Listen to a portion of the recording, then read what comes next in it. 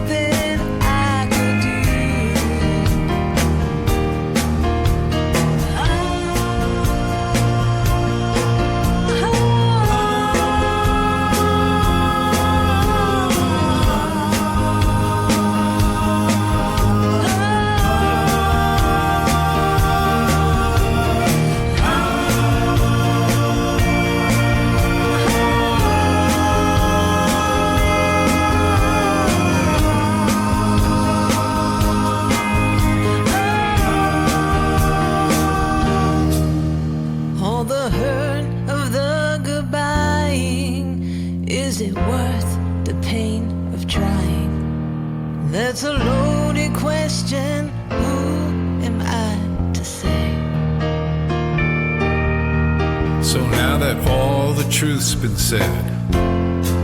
Why don't we both get out of bed, close the door and go our separate ways? 'Cause I'm just going through the motions.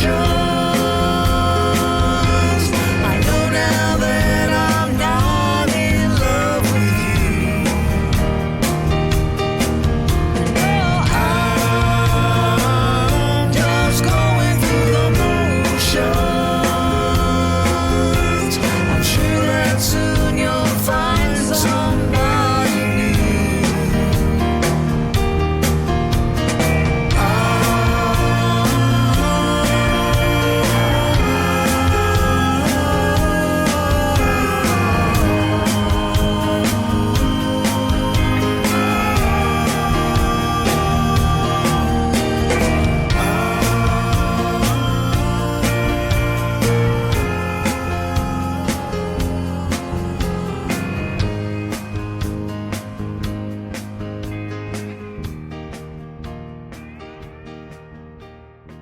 Excited to dive deeper into the sound and inspiration behind their latest track, Going Through the Motions, we have the very talented Christina Alexander and Elliot Simon on the line for an exclusive interview. Christina, how you doing?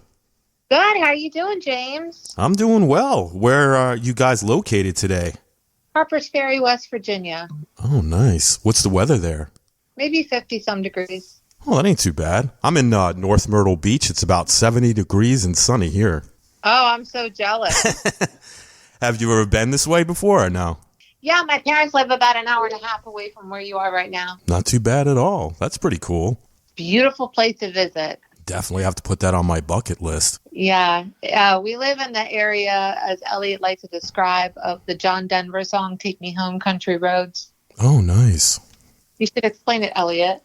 Yeah, almost heaven, West Virginia, Blue Ridge Mountains, Shenandoah River. She lives on one end of this Blue Ridge Mountain, and I live on the other.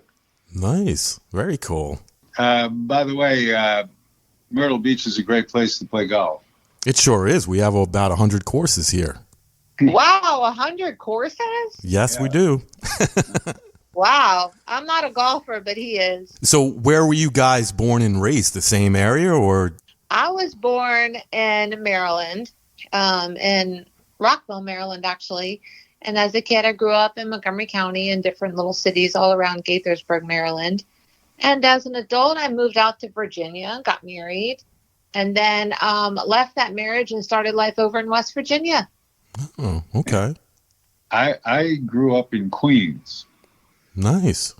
and been down here over 20 years and put down roots. And it's funny because of all the places I've ever lived, is, of course, aside from the place where you grow up and go to school, Mm-hmm. this area here, the people I've come to know are become like family to me. That's nice. Yeah, West Virginia feels like home, definitely. Yeah, Yeah, Queens has changed quite a lot over the years, hasn't it? it has. And you know what? You want to hear something funny? Queens is one county in New York State, and it's got more people in it than all of West Virginia. Wow. I did not know that. That's crazy. Yeah. I grew up in New Jersey, in Bergen County, about 15 minutes outside of Manhattan.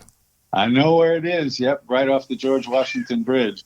Yes, sir. So tell me, what inspired you to pursue a career in music, and how did you get started? You want to start? Well, Christina? sure. I've always loved singing. I've always loved music. Growing up, I played different musical instruments in school bands and the marching band in high school. And my father was still is a piano player. His father was a professional organist and piano player. So there's just music in the blood. So when I was 4 years old, I just knew. I knew I was going to be a singer. I knew I loved it. And it's something I had to do. I just had to pursue this. And finally, one day I was like, you know what? I'm going to take this seriously because this just feels like it's my calling in life. And here I am. And as for me, I grew up in a musical family.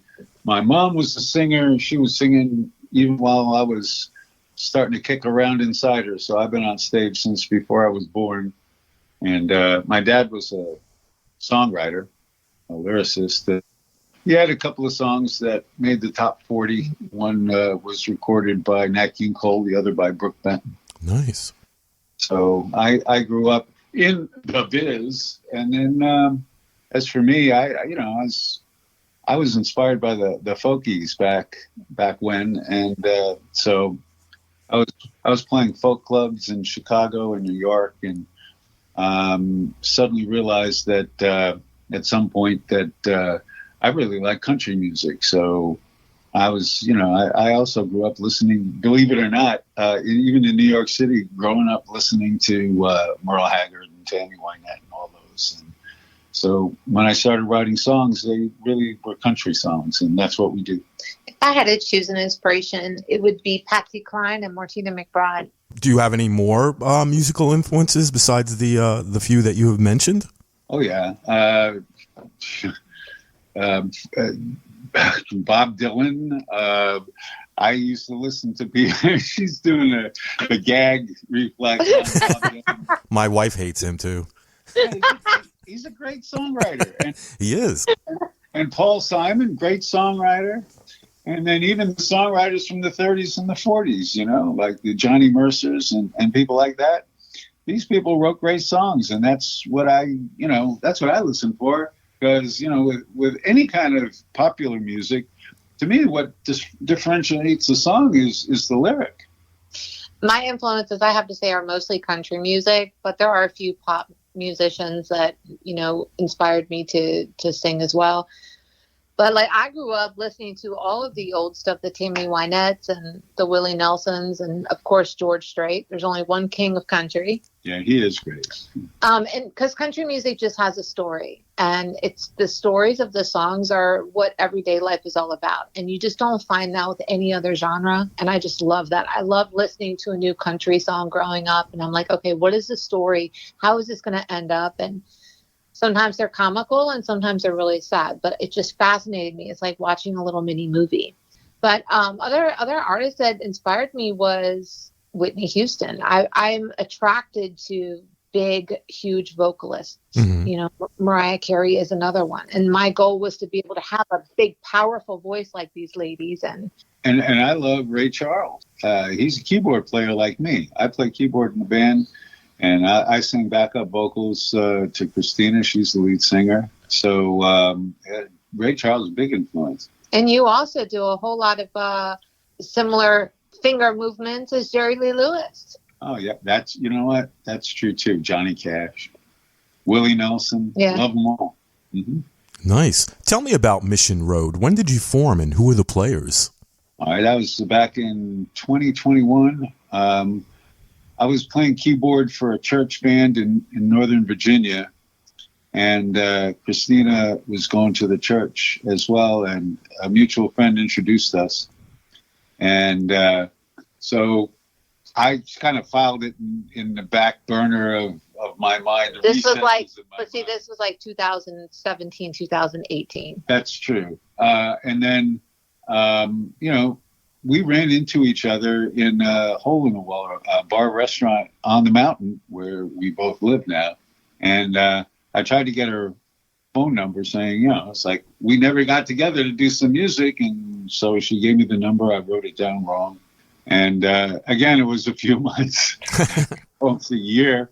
Well, we finally got together. And she came over to my rehearsal studio and started playing music, and magic started happening. And the reason why we chose the name Mission Road is that's where she was living on Mission Road at the time. And we chose that song because we just didn't know what to call ourselves. We started as a duo. It was just Elliot and I. And when we started, we didn't think anything was going to come out of it. We just thought, hey, maybe, if we have a couple jam sessions, sing a little bit. Mm-hmm.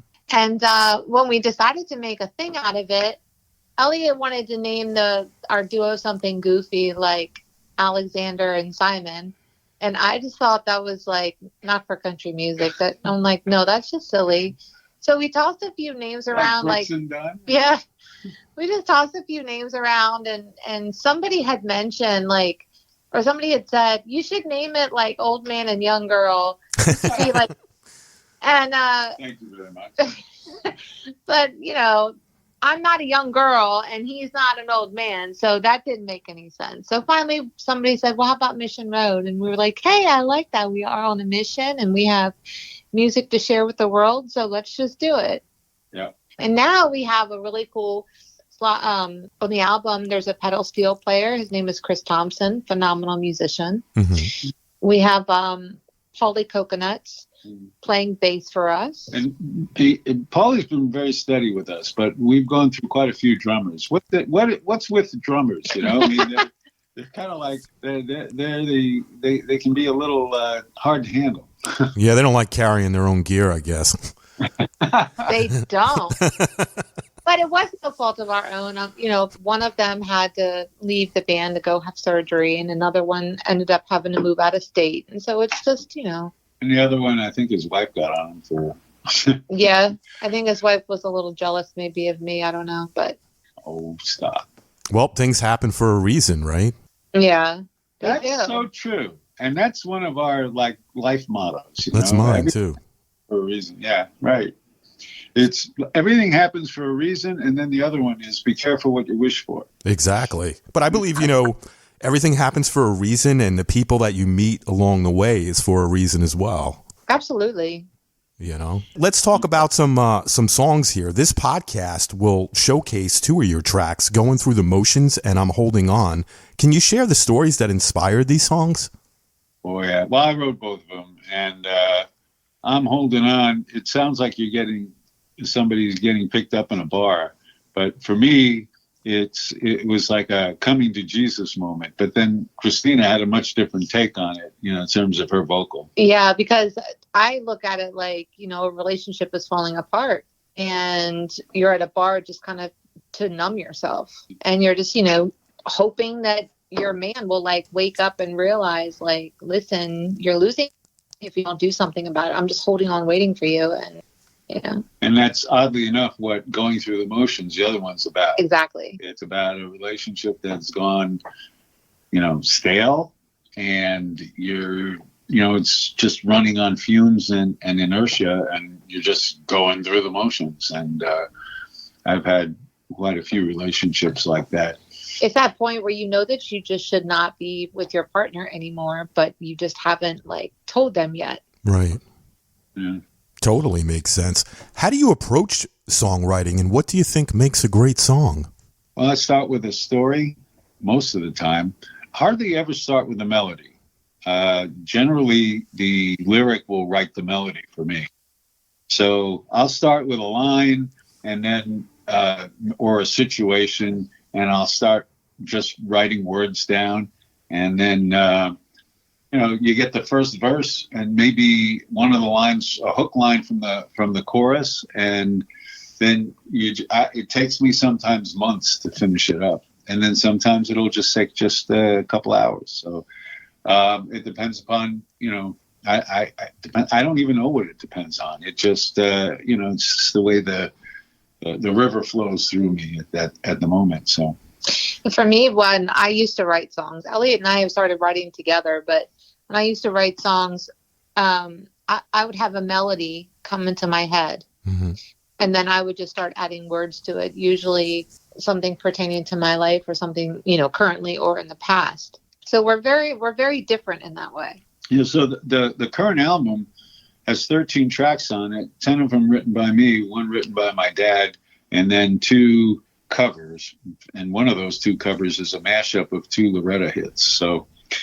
But our next album is going to have more songs written by the 2 of us. There's at least 2 of them now that are slated for the next album, which we should start recording sometime in spring, maybe early summer. Very cool. When did the first album come out?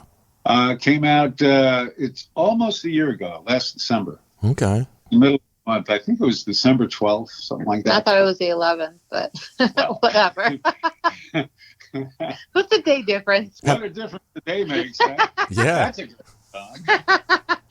But the first one, it took us almost 2 years to complete. It was a real labor of love, and we hadn't really, done any recording together. So there was a lot of angst over, gee, I could do that better. I could do that better. I could do that better. And so we didn't do anything in one take. It was we did. We did Crazy.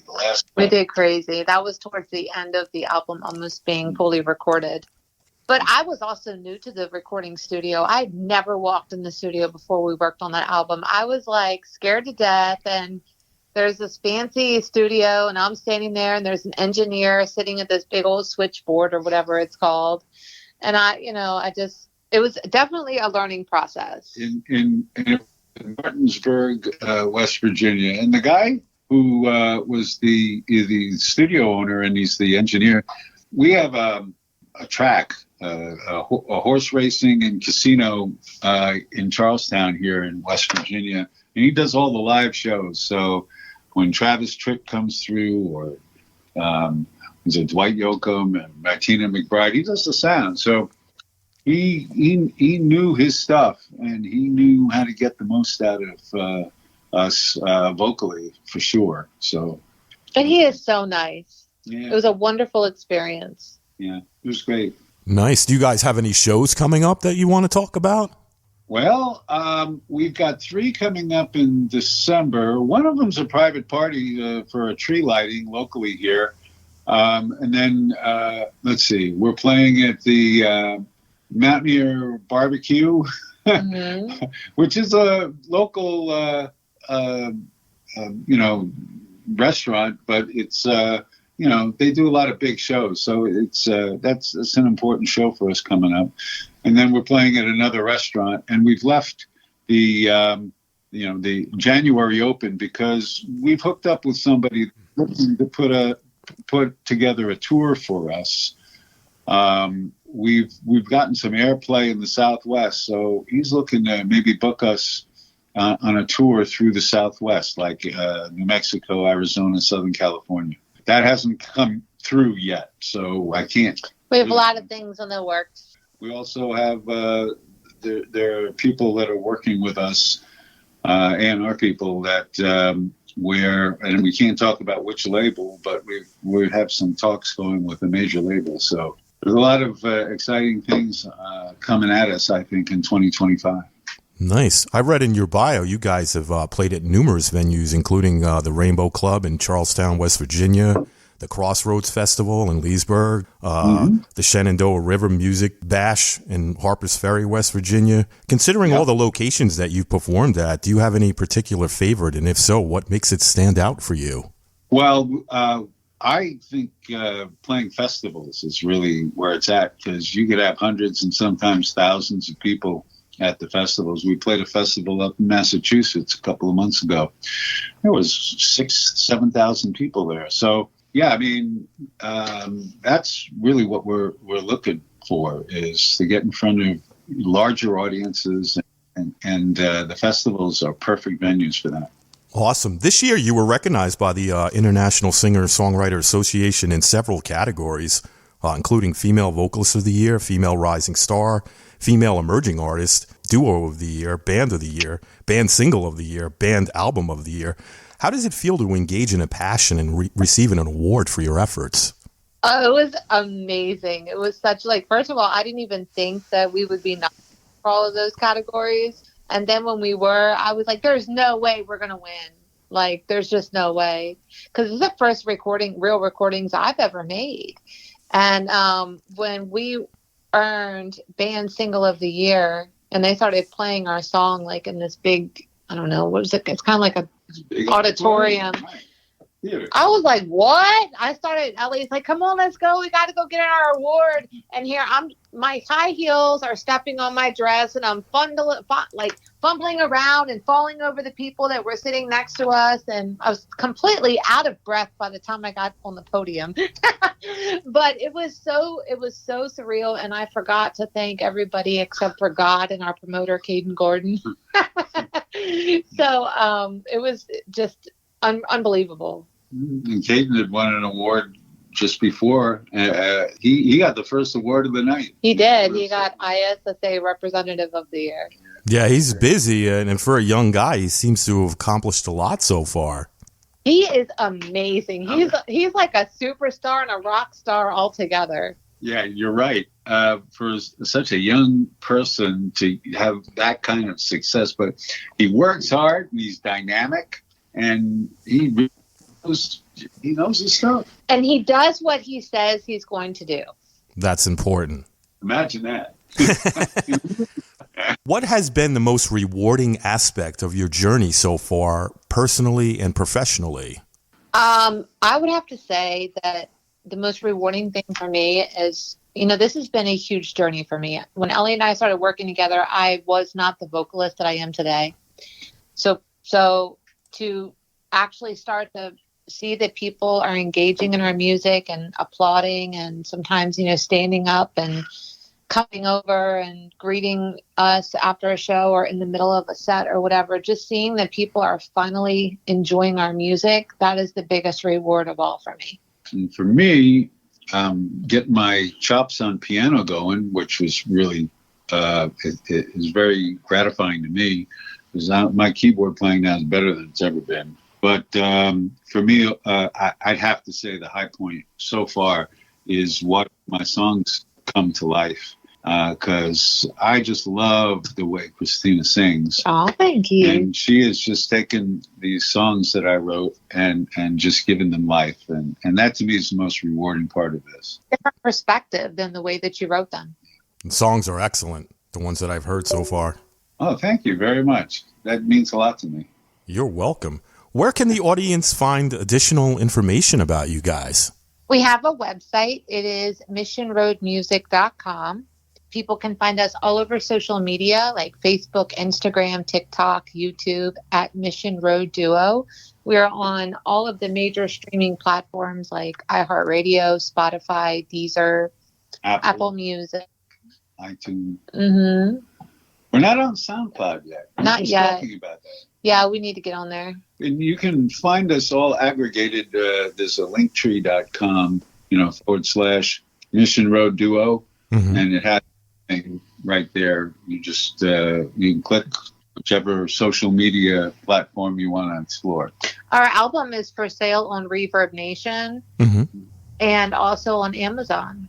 Yep, and you can find that link also on that linktree.com / Mission Road Duo. Yes. I sound like a commercial. Very cool. Christmas is a couple of weeks away, folks. You might want to order one of those and put it in your stocking or under the tree, right? That would make a great stocking stuffer. That would be awesome. We don't have a merchant facility yet on our website. That's coming. But if anybody wants to email us at missionroadduo@gmail.com, we can arrange to send them a CD, compact disc. We'll sign it, and so we'd be happy to. Yeah, we'll arrange. personalize it. We'll both autograph it. We have a whole bunch of them on order and on the way. They'll be here in a couple of weeks. Is there anything you'd like to mention that we didn't talk about this afternoon? Well, just that we really appreciate this opportunity, and I think you have a really fine podcast, and really enjoying this interview. Yes, this has been wonderful. We appreciate your time. I appreciate your time. I appreciate you having us on, and it's always so nice to communicate with the world. Yeah. Well, you're welcome, and thank you for doing it. I actually heard about you through posts from Caden Gordon. Oh, yeah? Wow. Good Yeah. old kid. I'm his music mama. Yeah, I saw that. He's made a few posts, referencing you as his music mom. And Elliot's his music daddy. Yeah, but your Mama Tina, I am. You're the go-to person. I am. Well, that's what mamas are for. That's right. This is great. Yeah. Me, I'm more like dad or even grandpa. But Caden he really does inspire me, and I'm not sure if I've ever told him that or not. So if he hears this, he'll hear it now. But he really inspires me. His drive and his motivation. He's a man of his word. He's dedicated to those who are dedicated to him. I'm just so proud of him being the age he is, and even if he was 35, right, being the way that he is, like he is just a little inspiration. So congratulations, Caden, for everything you have accomplished. Well, I'm sure when he hears comments like that, that's what fuels his passion even more. I'm sure. Absolutely. I want to thank you guys once again, and I want to wish you a happy Thanksgiving and a Merry Christmas and a Happy New Year, and I'm looking forward to hearing that album when it comes out next year. Merry Christmas, Yes, Happy you. Thanksgiving, Happy New Year. Same to you and yours. Yes. And your listeners. And let's stay in touch. When that album comes out, I'd love to have you back on. You have my email. You can definitely shoot me an email when you're ready to talk again. Heck yeah, James. Sounds like a plan. All right. Well, you two enjoy the rest of your afternoon, all right? Thank you. You too. All right. Take care. All righty. Bye-bye. Bye-bye. Well, that was fun. Thank you, Christina and Elliot from Mission Road. And as always, we like to close the show out with a song. So without further ado, I give you I'm Holding On.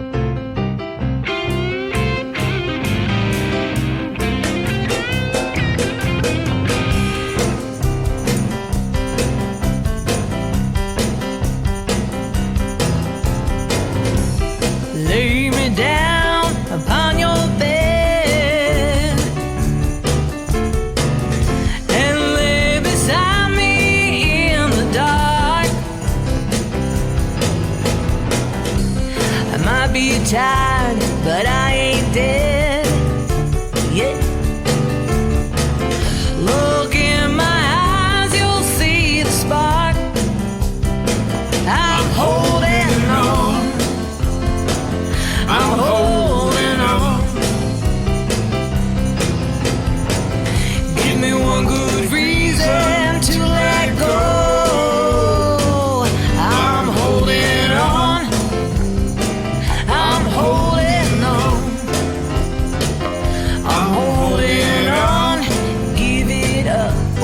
tell me no.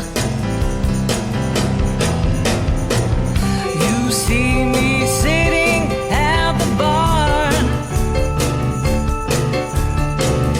You know I've had too much to drink. You call me before I've gone too far.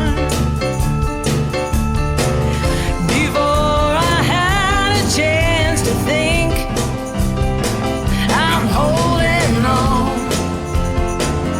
I'm holding on. Give me one good reason to let go. I'm holding on. I'm holding on. I'm holding on. Give it up or tell me no.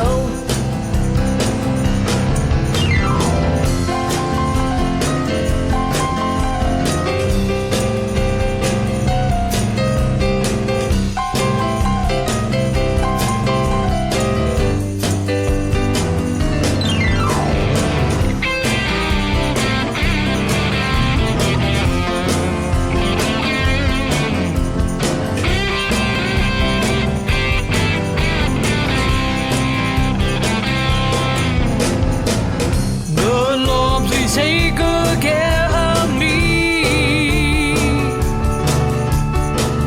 You're riding shotgun on my soul. And tonight I wanna see them wheels of fate begin to roll. 'Cause I'm holding on. I'm holding on. Give me one good reason to let go. I'm holding on. I'm holding on. I'm holding on. Give it up or tell me no. I'm holding on. Give it up. Oh, tell me no.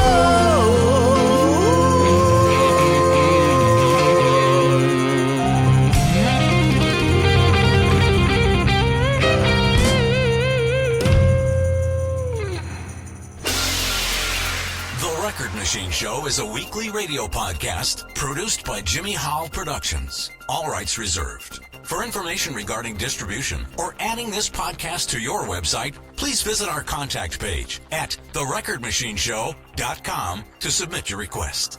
Thanks for listening. See you next time on The Record Machine Show. The Record Machine Show.